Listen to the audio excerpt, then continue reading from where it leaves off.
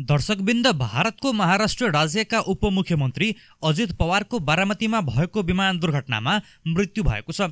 अस्पतालमा रहेका अजित पवारका नजिकका सहयोगी किरण गजुडले अजित पवारसहित 6 जनाको मृत्यु भएको बताएका छन्। अजित जिल्ला परिषदको चुनावअघि 4वटा सार्वजनिक सभाले सम्बोधन गर्ने आफ्नो गृहनगर आउने क्रममा विमान आज बिहान दुर्घटना भएको समाचारमा उल्लेख छ। भारतको नागरिक उड्डयन महानिर्देशनालयले दुर्घटनामा महाराष्ट्रका उपमुख्यमन्त्री अजित सहित अन्य 5 जनाको मृत्यु भएको पुष्टि गरेको छ। विमानमा उपमुख्यमन्त्री पवारसँगै उनका 2 कर्मचारी, जसमा एक व्यक्तिगत सुरक्षा अधिकारी र अर्को सहयोगी रहेका थिए। चालक दलका 2 सदस्य, एक कमान्ड पाइलट र अर्को फर्स्ट अफिसर विमानमा सवार थिए। हिन्दुस्तान टाइम्सका अनुसार मुम्बईबाट बारामतीतर्फ जाँदै गरेको VTSS LG 45 कलसाइनको उक्त विमान भारतीय समयअनुसार बिहान 8:48 बजे धावन मार्ग 11 नजिकै दुर्घटनाग्रस्त भएको थियो। अवतरणका क्रममा भएको ठक्करपछि विमानमा आगलागी भएको थियो। नागरिक उड्डयन महानिर्देशनालयका महानिर्देशक फैज अहमद किदवीले घटनाका सत्य तथ्य पत्ता लगाउन उच्च स्तरीय छानबिन समिति गठन गरिएको जानकारी दिएका छन्।